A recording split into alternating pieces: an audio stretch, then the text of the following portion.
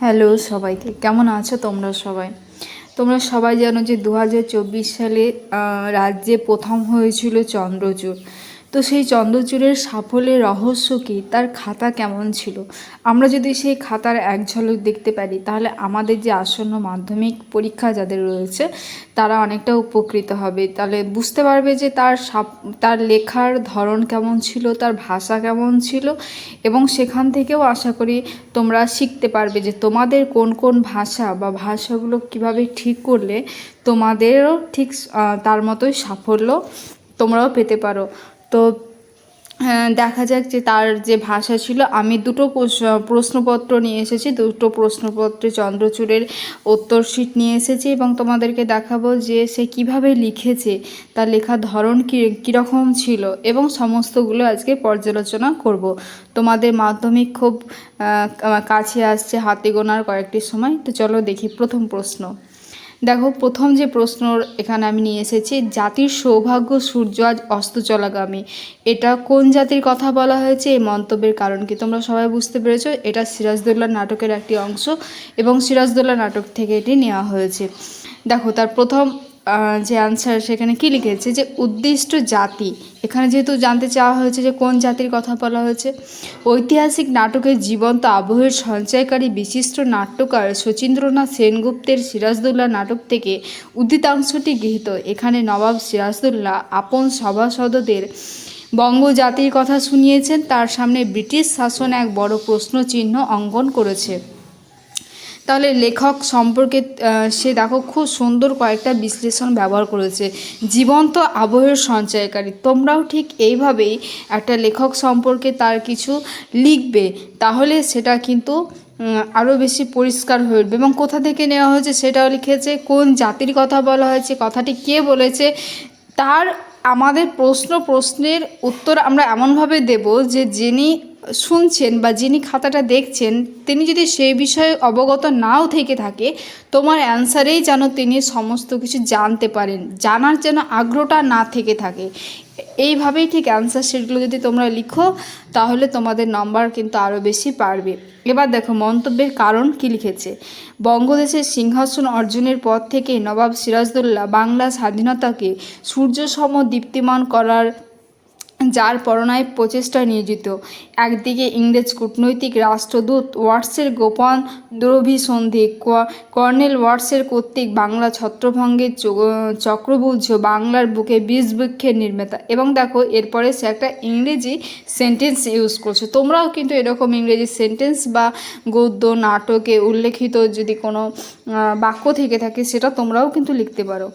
অপরদিকে সিরাজের মসনদ প্রাপ্তিতে অসন্তুষ্ট মাসিমা ঘসরুটি বেগমের বাক্যবান আর মির্জাফর, জগৎ শেঠ, সৈয়দ রইস রাজাদের বিশ্বাসঘাতকতা সিরাজকে মর্মবিদ্ধ করে।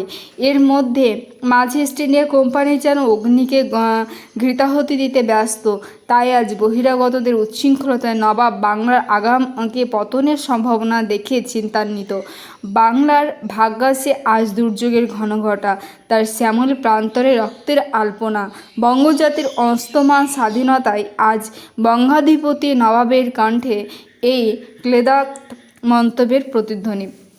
তাহলে কত সুন্দরভাবে তার যে উত্তর, সে উত্তরগুলো তোমরা দেখতেই পারলে। এর পরের কোশ্চেন দেখো, ঘুচাবো অপবাদ, কোন অপবাদ, বক্তার প্রস্তুতি। এটা কিন্তু মেঘনাদবধ কাব্য তোমাদের অন্তর্গত, অভিষেক কবিতার অন্তর্গত।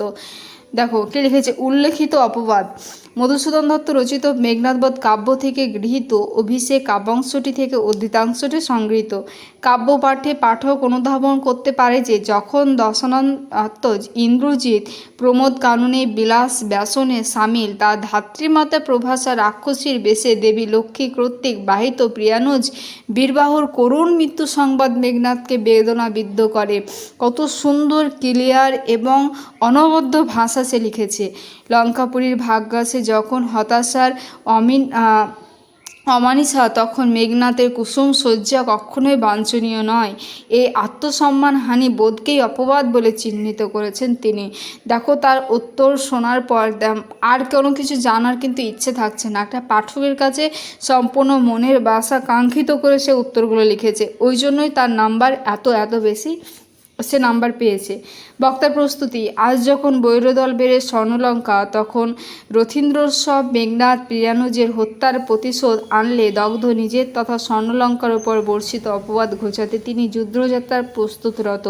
ঘুচাবো এই অপবাদ বধির উপকূলে। তাই তো সর্বনাশী তারকাসুর বধে দেবসেনাপতি কার্তিক যেমনভাবে আত্মপ্রস্তুতি নেন, কিংবা বিরাট রাজার গোধন উদ্ধারে যেভাবে পাণ্ডব অর্জুন বৃহন্নলার ছদ্মবেশে পরিত্যাগ করে নিজেকে সমীবৃক্ষমূলে আবৃত করে রণশয্যা ধারণ করেন, মেঘনাথের রণপ্রস্তুতি যেন তার সমতুল্য। তার যে মেঘনাথের যে যুদ্ধ প্রস্তুতি কেমন ছিল, সেই যুদ্ধ প্রস্তুতিটাকে আরও সুন্দরভাবে সে কিছু বর্ণনা দিয়ে সেটাকে ব্যাখ্যা করেছে। এটাও কিন্তু খুব দরকার। দেখো, মেঘবর্ণ রথ, চক্র বিজলি ছটা, ইন্দ্রধনুর ন্যায় আলোকদীপ্ত রথসজ্জা, দ্রুত গতির অস্ত্র বাহিনীর সমেত সেজে উঠেছে নিপুণ যোদ্ধা মেঘনাথ। প্রথমত খুব সুন্দর তার ভাষা এবং গুছিয়ে লেখার যে ধরন। তোমরা এখনও পর্যন্ত যারা লেখা প্র্যাকটিস করছো না, তাদেরকে বলবো তোমরা টেক্সটটা ভালো করে পড়ো, কবিতা হোক, গদ্য হোক, নাটক হোক, এবং লেখা প্র্যাকটিস করো। যত বেশি লেখা প্র্যাকটিস করবে, যত ভাষা তোমাদের অনবদ্য হবে, তত তোমাদের বেশি নাম্বারও তোমরা পাবে।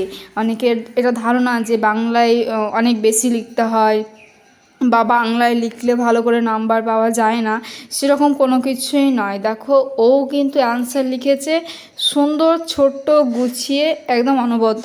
ওর লেখার পর কোনো কিছু কিন্তু আর জানার আগ্রহ থাকছে না। একটা পাঠক যদি আমি নাও পড়ে থাকি কবিতাটি বা গল্পটি, ওর অ্যান্সারেই কিন্তু পুরো কবিতাটা আমার চোখের সামনে ভেসে উঠছে। তোমরাও এইভাবে চেষ্টা করো, তোমাদেরও খুব ভালো ফল।